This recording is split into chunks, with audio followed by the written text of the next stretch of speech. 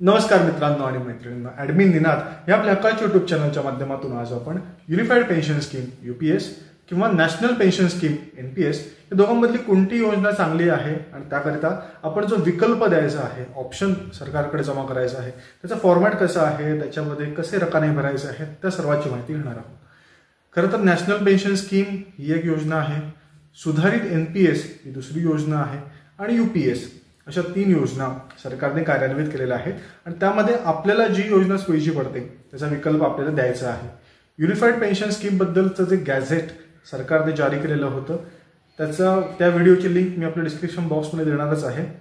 त्या व्हिडिओतून आपल्याला यूपीएस बद्दलची इत्थंभूत माहिती मिळेल आणि त्याचे मेन पॉईंट्स आहेत त्याचा देखील मागोवा या व्हिडिओमध्ये मी घेणार आहे. यूपीएस करिता 31 मार्च 2025 अर्थातच बरोबर 30 दिवसांनी याच महिन्याच्या शेवटाला आपल्याला आपला विकल्प सादर करायचा आहे आणि तो सादर जर आपण केला नाही तर आपण बाय डिफॉल्ट एनपीएस मध्येच आपली प्रणाली लागू राहणार आहे. मात्र तेव्हा सुद्धा आपल्याला त्या रकान्यामध्ये मला एनपीएस योजनाच पाहिजे असं आपल्याला आपल्या कार्यालयाला द्यावं लागणार आहे. जर आपण यूपीएसचा विचार केला, एनपीएसचा विचार केला तर कुठल्या स्कीममध्ये आपल्याला पेन्शन जास्त बसेल किंवा कुठले नियम अटी शर्ती याकरता आपल्याला फायदेमंद ठरतील या साराचा सारासार विचार करायचा आहे आणि तदनंतरच निर्णय देखील घ्यायचा आहे. सो आपण ह्या व्हिडिओच्या पुढच्या पार्टमध्ये यूपीएस बद्दलचे जे चांगले पॉईंट्स आहेत, काही ड्रॉबॅक्स आहेत त्याची माहिती घेऊ आणि ह्या व्हिडिओच्या एंडिंगला आपण तो फॉर्म कसा भरायचा, तो विकल्प कसा जमा करायचा त्या साऱ्याची माहिती घेऊ. या व्हिडिओच्या डिस्क्रिप्शनमध्ये जे एकूण यूपीएस एनपीएस बद्दलचे व्हिडिओ दिलेले आहेत ते व्हिडिओ देखील तुम्ही जरूर बघा आणि प्रत्येकाला अवगत करा. युनिफाईड पेन्शन स्कीम याकरिता दिनांक 25 जानेवारी 2025ला भारत सरकारने वित्त मंत्रालय आर्थिक कार्य विभागाच्या माध्यमातून जे गॅझेट नोटिफिकेशन जारी केलेलं आहे त्याची माहिती घेणार आहोत आणि ह्याद्वारेच एकीकृत पेन्शन योजना ह्याबद्दलची इत्थंभूत माहिती शासनाने जारी केलेली आहे आणि याद्वारेच जो ऑप्शन भविष्यामध्ये सरकारी कर्मचाऱ्यांना निवडायचा आहे त्याबद्दलचं इत्थंभूत माहिती प्रदान केलेली आहे. जे कर्मचारी जे सेंट्रल गव्हर्नमेंटचे असतील किंवा स्टेट गव्हर्नमेंटचे असतील जे एनपीएस नॅशनल पेन्शन स्कीमच्या अखत्यारीत येत आहेत त्यांच्याकरिता एकीकृत पेन्शन योजना अर्थातच युनिफाईड पेन्शन स्कीमचा पर्याय उपलब्ध असणार आहे. सध्या राज्य शासकीय कर्मचारी किंवा केंद्र शासकीय कर्मचारी यांची ओपीएस ओल्ड पेन्शन स्कीम याकरिता लढाई चालू आहे, त्यांचे प्रयत्न चालू आहेत. यामध्येच वित्त मंत्रालयाने युनिफाईड पेन्शन स्कीम ही एक नवीन पेन्शन स्कीम लागू करण्याचा निर्णय घेतलेला आहे आणि त्याद्वारे त्यांनी गॅझेट नोटिफिकेशन जारी करून एकंदरच ओपीएसचे सर्व लाभ नवीन कर्मचाऱ्यांना प्राप्त होतील याकरिता प्रयत्न केलेला आहे. संपूर्ण जर आपण ड्राफ्ट बघितलात तर आपल्याला हिंदी आणि इंग्लिश अशा दोन्ही भाषांमध्ये त्यांनी यूपीएसचं एकंदरीत फॉर्म्युलाद्वारे विवरण दिलेलं आहे.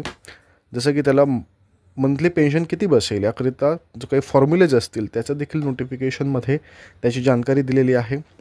यासोबतच जे लमसम अमाऊंट भेटणार आहे त्याची देखील माहिती दिलेली आहे. फॅमिली पेन्शन किती बसेल त्याची देखील फॉर्म्युलाद्वारे कॅल्क्युलेशन करून दिलेलं आहे.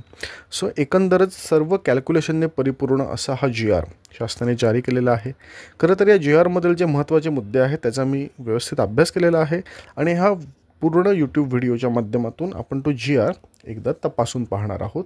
राष्ट्रीय निवृत्तीवेतन प्रणाली लागू असणाऱ्या कर्मचाऱ्यांना यूपीएस लागू करण्याबाबत असा हा GR आहे 20/9/2024चा. काही मेन पॉईंट्सला मी हायलाईट केलं आहे. जसं की बघा, एकीकृत निवृत्तीवेतन योजना ही 24/8/2024 रोजी जाहीर केलेली आहे, यूपीएस जाहीर केलेली आहे. दोन्ही योजनेबद्दल जर आपण विचार केला तर एनपीएस कोणत्याही एका योजनेत सहभागी होण्याकरता आपल्याला उभा राहणार आहे. अर्थातच यूपीएस असेल किंवा एनपीएस असेल कुठल्यापैकी एक ऑप्शन आपण जरूर स्वीकारू शकतो. पुढे बघा, त्यांनी म्हटलेलं आहे की वन टाईम ऑप्शन विकल्प देण्याकरिता 31/3/2025 पर्यंत संबंधित कार्यालय प्रमुख, विभाग प्रमुख यांच्याकडे सादर करायचं आहे. वरील दोन्ही योजनेमध्ये जे कर्मचारी सहभागी होणार नाहीत त्यांना एनपीएस अंतर्गत निवृत्तीवेतन योजना आपोआप लागू राहील. मात्र तसा रकाना आपल्याला भरून द्यायचा आहे.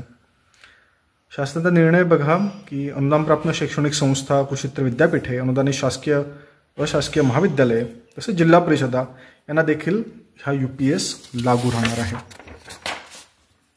यूपीएसची काही ठळक वैशिष्ट्ये त्यांनी दिलेली आहेत ती बघा. शेवटच्या वेतनाच्या 50% इतके निवृत्तीवेतन व त्यावरील महागाई वाढ, तसेच निवृत्तीवेतनाच्या 60% इतके कुटुंब निवृत्तीवेतन, फॅमिली पेन्शन आणि महागाई वाढ मिळेल. पण हे जेव्हा आपल्या नोकरीची 20 वर्ष पूर्ण झालेली असतील तेव्हाच. हा एक ड्रॉबॅक आहे बघा, NPS मध्ये जी आपण रक्कम काढू शकत होतो 3 वेळा आपण रक्कम काढू शकत होतो, मात्र UPS मध्ये कोणत्याही प्रयोजनार्थ रक्कम काढण्यास मुभा असणार नाही, रक्कम काढताच येणार नाही. त्यांनी क्लिअरली म्हटलंय ज्यांची 20 वर्ष किंवा अधिक सेवा झाली असेल तरच 50% निवृत्तीवेतन अनुज्ञेय करण्यात येईल. जर तशी झालेली नसेल तर त्याकरिता वेगळे फॉर्म्युलेज त्यांनी दिलेले आहेत. 10 पेक्षा जास्त, 20 पेक्षा कमी असं असेल तर वेगळा फॉर्म्युला आहे. अत्यंत महत्त्वाचा मुद्दा हा की 10 वर्षापेक्षा कमी सेवा असल्यास या योजनेअंतर्गत निवृत्तीवेतन अनुज्ञेय असणार नाही. त्यामुळे ज्यांची सेवा ही 10 वर्षांपेक्षा कमी आहे त्यांना NPS हाच ऑप्शन खूप चांगला आहे, कारण त्याच्यामध्ये किमान एक निवृत्तीवेतन तरी मिळत राहणार आहे. परंतु UPS मध्ये 10 वर्ष ही मिनिमम सेवा असली पाहिजे. याच्या पुढच्या पार्टमध्ये आपण जे फॉर्मॅट्स आहेत त्याची माहिती घेणार आहोत. हा विकल्प मी आपल्या डिस्क्रिप्शन बॉक्समध्ये देणारच आहे. या विकल्पामध्ये 3 ऑप्शन्स त्यांनी दिलेले आहेत, ज्यानुसार सुधारित राष्ट्रीय निवृत्तीवेतन योजना, युनिफाईड पेन्शन स्कीम आणि निवृत्तीवेतन प्रणाली, राष्ट्रीय निवृत्तीवेतन प्रणाली अर्थातच NPS, हे 3 ऑप्शन्स असणार आहेत. ज्यांना चेंज करायचं नाही आहे त्यांनी देखील असा रक्काना भरून द्यायचा आहे, कारण ते योजनाच लागू करावी आहे तीच कंटिन्यू करावी, त्याकरिता हा रक्काना त्याला भरून द्यायचा आहे. त्यासोबतच ज्यांना युनिफाईड पेन्शन स्कीम लागू करायची आहे त्यांनी UPS या ऑप्शनला क्लिक करायचं आहे. संपूर्ण विकल्प बाकी सर्व तसाच आहे, परंतु इथे UPS ऑप्शनमध्ये आपलं नाव, ती तारीख भरायची आहे, सही करायची आहे, दिनांक टाकायचा आहे आणि जमा करायचा आहे.